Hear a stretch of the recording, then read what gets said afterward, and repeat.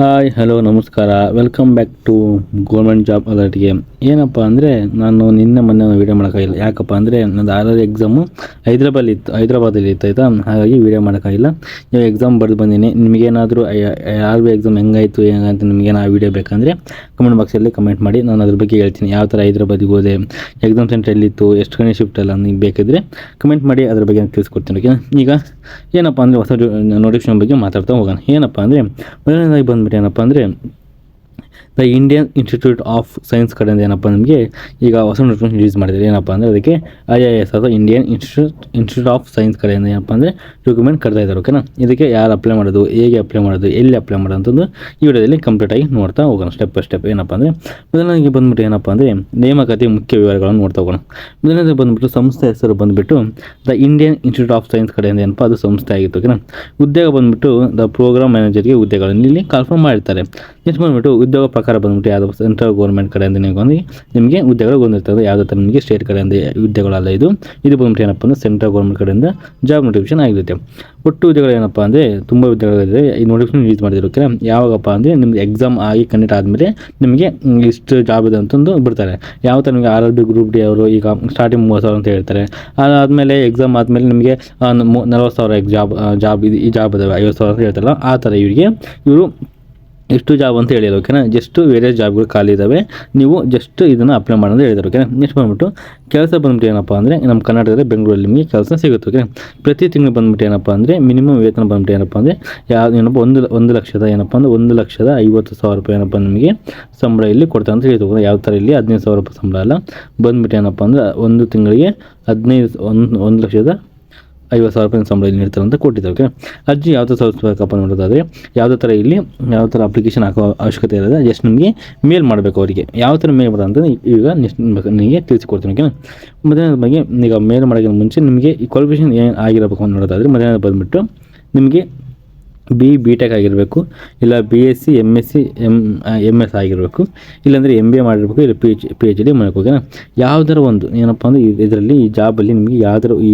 Job apply ಮಾಡ್ಕೊಂಡು ಯಾವ್ದಾರ ಒಂದು ನಿಮಗೆ ಈಗ ಮಾನ್ಯತೆ ಪಡೆದ ಯಾವುದೋ ಯಾವ ಯೂನಿವರ್ಸಿಟಿಯಿಂದ ನೀವು ಪಾಸ್ ಆದರೆ ಈ ಜಾಬಿಗೆ ನೀವು ಅಪ್ಲೈ ಮಾಡ್ಬೋದು. ಓಕೆನಾ, ಅದಾದಮೇಲೆ ವೇತನ ವಿವರ ಆವಾಗಲೇ ಇರುತ್ತೆ. ಏನಪ್ಪ ಅಂದರೆ ಪರ್ ಮಂತ್ ಬಂದುಬಿಟ್ಟು ಏನಪ್ಪ ಅಂದರೆ ಬೇಸಿಕ್ ಸ್ಯಾಲರಿ ಬಂದುಬಿಟ್ಟು 1,50,000 ರೂಪಾಯಿ. ಓಕೆನಾ, ಈಗ ಬೇಸಿಕ್ ಸ್ಯಾಲರಿ ಕೆಲವರು ಪೊಲೀಸ್ ಅವರಿಗೆ, ಕಾನ್ಸ್ಟೇಬಲ್ ಅವರೆಲ್ಲ ಇರುತ್ತಲ್ವ, PhD ಸ್ಯಾಲರಿ 30,000 ರೂಪಾಯಿ ಇರುತ್ತೆ. ಹಾಗೆ ಇಲ್ಲಿ ಬೇಸಿಕ್ ಸ್ಯಾಲರಿ ಬಂದುಬಿಟ್ಟು 1,50,000 ರೂಪಾಯಿ ನಿಮಗೆ ಬೇಸಿಕ್ ಸ್ಯಾಲರಿ ನೀಡುತ್ತೆ ಅಂತ ತಿಳಿಸ್ಕೊಟ್ಟಿದ್ದಾರೆ. ಅದಾದಮೇಲೆ ನಿಮಗೆ 1,50,000 ರೂಪಾಯಿ ಬೇಸಿಕ್ ಸ್ಯಾಲರಿ ಕೊಟ್ಟು ಅದಾದ ನೆಕ್ಸ್ಟ್ ಏನಪ್ಪ ಅಂದರೆ ಅಡಿಷ್ನಲ್ ಅದು ಬೆನಿಫಿಟ್ಸ್ ಕೊಡ್ತಾರೆ. ಅಂದರೆ ಗೌರ್ಮೆಂಟ್ ಕಡೆಯಿಂದ ಯಾವ ನೋಟಿಫಿಕೇಶನ್ ಯಾವ ಬೆನಿಫಿಟ್ಸ್ ಇರ್ತಾವೆ ಅದನ್ನೆಲ್ಲ ನಿಮಗೆ ಕಂಪ್ಲೀಟಾಗಿ ನೀಡ್ತಾ ಹೋಗ್ತಾರೆ. ಅದನ್ನೇ ಬಂದುಬಿಟ್ಟು ಕೆರಿಯರ್ ಗ್ರೋತ್ ಆಪರ್ಚುನಿಟಿ ಕೂಡ ಇಲ್ಲಿ ನೀಡ್ತಾ ಹೋಗ್ತಾರೆ. ಓಕೆನಾ, ಅದಾದಮೇಲೆ ಕನ್ನಡದಲ್ಲಿ ಲಭ್ಯ ಇರುವ 5 ಸ್ಯಾಲರಿ ಗೌರ್ಮೆಂಟ್ ಜಾಬ್ ಒಂದು ಏನಪ್ಪ ಅಂದರೆ ಕನ್ನಡದಲ್ಲಿ 5 ಸ್ಯಾಲರಿ ಈಗ IAS KS ಅವ್ರಿಗೆ ಏನಪ್ಪ ಅಂದರೆ 1,00,000 ಇರ್ತಾರೋ ಆ ಥರ ಏನಪ್ಪ ಅಂದರೆ ಇದು 1,50,000 ರೂಪಾಯಿ ಸಂಬಳ ಥರ ಏನಪ್ಪ ಅಂದರೆ ಹೈಯೆಸ್ಟ್ ಜಾಬ್ ಆಗಿರುತ್ತೆ ಅಂತ ಇಲ್ಲಿ ನೋಡ್ತಾ ಹೋಗ್ಬೋದು. ಮೊದಲನೇ ಬಂದುಬಿಟ್ಟು ಯಾವ ಥರ ಆಯ್ಕೆ ಮಾಡ್ತಾರೆ ಬಂದ್ಬಿಡೋದಾದರೆ ನಿಮ್ಮದು ರಿಸ್ಯೂಮ್ ಅವರಿಗೆ ಸೆಂಡ್ ಮಾಡೋ ಈ ಮೇಲಿಗೆ ನಿಮಗೆ ರಿಸ್ಯೂಮ್ ಹಾಕ್ಬೇಕು. ಅದು ಯಾವ ಥರ ಆಗೋದು ಹೇಳ್ತೀನಿ. ಏನಪ್ಪ ಮೊದಲನೇ ಬಂದುಬಿಟ್ಟು ರಿಸ್ಯೂಮ್ ನೋಡ್ತಾರೆ. ಅದನ್ನು ರಿಸ್ಯೂಮ್ ನೋಡಿ ನಿಮಗೆ ಶಾರ್ಟ್ ಲಿಸ್ಟ್ ಮಾಡ್ತಾರೆ. ನಿಮ್ಮ ರಿಸ್ಯೂಮ್ ಈ ಜಾಬಿಗೆ ಅಪ್ಲಿಕೇಬಲ್ ಇದೆ ಅಂತಂದು ಶಾರ್ಟ್ ಲಿಸ್ಟ್ ಮಾಡ್ತಾರೆ. ಅದಾದಮೇಲೆ ನಿಮಗೆ ಇಂಟರ್ವ್ಯೂ ಕನೆಕ್ಟ್ ಮಾಡ್ತಾರೆ. ಇಂಟರ್ವ್ಯೂ ಕನೆಕ್ಟ್ ಮಾಡಿದ್ಮೇಲೆ ನಿಮಗೆ ಫೈನಲ್ ಸೆಲೆಕ್ಷನ್ ಲಿಸ್ಟ್ ಬಿಡ್ತಾರೆ. ಓಕೆನಾ, ಅದು ಫೈನಲ್ ಸೆಲೆಕ್ಷನ್ ಲಿಸ್ಟು ಬಿಡ್ತಾರೆ. ಅದಾದಮೇಲೆ ಏನಪ್ಪ ನಿಮಗೆ ಯಾವ ಥರ ಇಲ್ಲಿ ಲಿಖಿತ ಪರೀಕ್ಷೆ ಇರುವುದಿಲ್ಲ. ಓಕೆನಾ, ಯಾವುದು ನಿಮಗೆ ಎಕ್ಸಾಮ್ ಇರೋದಿಲ್ಲ, ಜಸ್ಟ್ ನೀವು ಇಂಟರ್ವ್ಯೂ ಕೊಟ್ಟರೆ ಈ ಜಾಬಿಗೆ ಎಲಿಜಿಬಲ್ ಇರ್ತೀರ. ಅದಾದಮೇಲೆ ಎಷ್ಟು ಬಂದ್ಬಿಟ್ಟು ಅರ್ಜಿ ಶುಲ್ಕ ಎಷ್ಟು ಇರುತ್ತಪ್ಪ ನೋಡೋದಾದರೆ ನಿಮ್ಗೆ ಯಾವುದೇ ಥರ ಇಲ್ಲಿ ಅಪ್ಲಿಕೇಶನ್ ಫೀಸ್ ಇರೋದಿಲ್ಲ. ಜಸ್ಟ್ ಫಾರ್ ಅಪ್ಲಿಕೇಶನ್ ಫೀಸ್ ಯಾವುದೇ ಇರೋದಿಲ್ಲ, ಜಸ್ಟ್ ಫಾರ್ ನೀವು ಮೇಲ್ ಮಾಡಿದರೆ ಸಾಕಾಗಿರುತ್ತೆ. ಓಕೆನಾ, ಕಂಪ್ಲೀಟ್ ಫ್ರೀ ಆಗಿರುತ್ತೆ. ಓಕೆನಾ, ಅದಾದಮೇಲೆ ಅರ್ಜಿ ಪ್ರಾರಂಭ ದಿನಾಂಕ ಯಾವಾಗ ಅಂದರೆ 10ನೇ ತಾರೀಕು ಫೆಬ್ರವರಿ 10ನೇ ತಾರೀಕು ನಿಮ್ಗೆ ಆಲ್ರೆಡಿ ಅಪ್ಲಿಕೇಶನ್ ಸ್ಟಾರ್ಟ್ ಆಗಿದೆ. ಕೊನೆ ದಿನಕ್ಕೆ ಬಂದುಬಿಟ್ಟು ಇದೇ ಮಂತು 20ನೇ ತಾರೀಕು ಏನಪ್ಪ ನಿಮ್ಮದು ಕೊನೆ ದಿನಾಂಕ ಆಗಿರುತ್ತೆ. ಓಕೆನಾ, ಅದಾದಮೇಲೆ ಯಾವ ಥರ ಅಪ್ಲೈ ಸಲ್ಲಿಸೋದು ಸಹ ನೋಡೋದಾದರೆ ಮೊದಲನೇ ಬಂದುಬಿಟ್ಟು ಏನಪ್ಪ ಅಂದರೆ ನಿಮಗೆ ರಿಸ್ಯೂಮ್ ರೆಡಿ ಮಾಡ್ಕೊಡ್ಕೊಂಡು ನಿಮ್ಗೆ ಯಾವ ಥರ ರೆಡಿ ಮಾಡೋಕ್ಕೆ ನಿಮಗೆ ರಿಸ್ಯೂಮ್ ಮಾಡೋಕ್ಕೆ ಗೊತ್ತಿಲ್ಲಪ್ಪ ಅಂದರೆ ಕಮೆಂಟ್ ಬಾಕ್ಸಲ್ಲಿ ಕಮೆಂಟ್ ಮಾಡಿ. ಅದು ಯಾವ ಥರ ನಿಮಗೆ ರಿಸ್ಯೂಮ್ ಕ್ರಿಯೇಟ್ ಮಾಡೋಂತ ನಾನು ನೆಕ್ಸ್ಟ್ ವಿಡಿಯೋದಲ್ಲಿ ಕಂಪ್ಲೀಟಾಗಿ ತಿಳಿಸ್ಕೊಡ್ತೀನಿ. ಸ್ಟೆಪ್ ಬೈ ಸ್ಟೆಪ್ ನಿಮಗೆ ಕಂಪ್ಲೀಟಾಗಿ ತಿಳಿಸ್ಕೊಡ್ತೀನಿ. ಈ ರಿಸ್ಯೂಮ್ ಅಪ್ಡೇಟ್ ಮಾಡ್ಕೊಂಡು ಆದಮೇಲೆ ನಿಮಗೆ ಸರ್ಟಿಫಿಕೇಟ್ ಸ್ಕ್ಯಾನ್ ಮಾಡಿ, ಯಾವುದೇ ಎಲ್ಲ ಸರ್ಟಿಫಿಕೇಟ್ನ ಸ್ಕ್ಯಾನ್ ಮಾಡಿಕೊಡಿ. ಆಮೇಲೆ ಈ ಮೇಲ್ ಇದಲ್ವ, ಇಲ್ಲಿ ಮೇಲ್ ಕೊಟ್ಟಿದ್ದೀನಲ್ವ, ಈ ಮೇಲಿಗೆ ನೀವೇನಪ್ಪ ಅಂದರೆ ಮೇಲ್ ಮಾಡಬೇಕು. ಓಕೆನಾ, ಈ ಮೇಲಿಗೆ ನೀವು ಮೇಲ್ ಮಾಡ್ತಾ ಹೋಗ್ಬೇಕು. ಓಕೆನಾ, ಸಬ್ಜೆಕ್ಟ್ ಬಂದ್ಬಿಟ್ಟು ಅಪ್ಲಿಕೇಶನ್ ಪ್ರೋಗ್ರಾಮ್ಗೆ ಏನಪ್ಪ ಅಂದರೆ ಈ ಮೇಲಿಗೆ ನಿಮ್ಮದು ಡಾಕ್ಯುಮೆಂಟು ಮತ್ತು ರಿಸ್ಯೂಮ್ನ ಅಪ್ಲೋಡ್ ಮಾಡಬೇಕು. ಅಪ್ಲೋಡ್ ಮಾಡಿದ ಮೇಲೆ ಏನಪ್ಪ ನಿಮಗೆ ಶಾರ್ಟ್ ಲಿಸ್ಟ್ ಆಗ್ತಾ ಹೋಗ್ತೀವಿ. ಓಕೆನಾ, ಏನಪ್ಪ ಅಂದರೆ 20ನೇ ತಾರೀಕು ಒಳಗೆ ನೀವೇನಪ್ಪ ಅಂದರೆ ಈ ಮೇಲ್ನ ಅಪ್ಲಿಕೇಶನ್ ಸೆಂಡ್ ಮಾಡಲೇಬೇಕು. ಓಕೆನಾ, ಇಲ್ಲಾಂದರೆ ನಿಮಗೆ ಇಲ್ಲಾಂದರೆ ಟೈಮ್ ಅಪ್ ಆಗಿರುತ್ತೆ. ಓಕೆನಾ. ನೆಕ್ಸ್ಟ್ ಬಂದ್ಬಿಟ್ಟು ದಾಖಲೆ, ಏನು ದಾಖಲೆ ಡಾಕ್ಯುಮೆಂಟ್ ಏನು ಬೇಕಪ್ಪ ಅನ್ನೋದಾದರೆ ದಾಖಲೆ ಬಂದುಬಿಟ್ಟು ಏನಪ್ಪ ಅಂದ್ರೆ ಮೊದಲನೇದಾಗಿ ನೆಕ್ಸ್ಟ್ ಬಂದ್ಬಿಟ್ಟು ಏನಪ್ಪ ರಿಸ್ಯೂಮ್ ಬರಬೇಕು. ಓಕೆನಾ. ಏನಪ್ಪ ಅಂದ್ರೆ ನಿಮ್ಮದು CV ಇಲ್ಲ ರಿಸ್ಯೂಮ್ ಎರಡು ಅಂತಾರೆ. ಆಮೇಲೆ ಡಿಗ್ರಿ ಸರ್ಟಿಫಿಕೇಟ್ ಸೆಂಡ್ ಮಾಡಬೇಕು. ID ಪ್ರೂಫ್ ಯಾವುದನ್ನು ಆಧಾರ್ ಕಾರ್ಡ್ ಸೆಂಡ್ ಮಾಡಿ. ಆಮೇಲೆ ಎಕ್ಸ್ಪೀರಿಯನ್ಸ್ ಸರ್ಟಿಫಿಕೇಟ್ ಇಫ್ ನಿಮಗೆ ಏನೋ ಎಕ್ಸ್ಪೀರಿಯನ್ಸ್ ಸರ್ಟಿಫಿಕೇಟ್ ಇದೆ ಸೆಂಡ್ ಮಾಡಿ, ಇಲ್ಲಾಂದರೆ ನೋ ಪ್ರಾಬ್ಲಮ್. ಆಮೇಲೆ ಪಾಸ್ಪೋರ್ಟ್ ಸೈಜ್ ಫೋಟೋ ಸೆಂಡ್ ಮಾಡಬೇಕು. ಆಲ್ಮೋಸ್ಟ್ ಎಕ್ಸ್ಪೀರಿಯನ್ಸ್ ಯಾವ್ದು ಇರೋದಿಲ್ಲ. ಜಸ್ಟ್ ಏನಪ್ಪ ಅಂದರೆ ರಿಸ್ಯೂಮು, ಡಿಗ್ರಿ ಸರ್ಟಿಫಿಕೇಟು, ನಿಮ್ಮದು ಒಂದು ಆಧಾರ್ ಕಾರ್ಡು, ಅದಾದಮೇಲೆ ಏನಪ್ಪ ಪಾಸ್ಪೋರ್ಟ್ ಸೈಜ್. ಓಕೆನಾ. ಇವೆರಡು ಮತ್ತು ಇದೊಂದು. ಓಕೆ. ಟೋಟಲ್ ಆಗಿ 4 ನೀವು ಸಬ್ಮಿಟ್ ಮಾಡಿದರೆ ಆಮೇಲೆ ಅಷ್ಟೇ ಆಗುತ್ತೆ. ಓಕೆನಾ. ನೆಕ್ಸ್ಟ್ ಬಂದ್ಬಿಟ್ಟು ಉದ್ಯೋಗದಲ್ಲಿ ವಿಶೇಷ ಏನಪ್ಪ ಅಂದರೆ ಇದರಲ್ಲಿ ವಿಶೇಷತೆ ಏನಪ್ಪ ಅಂದರೆ 5 ಸ್ಯಾಲರಿ ಕೊಡ್ತಾರೆ.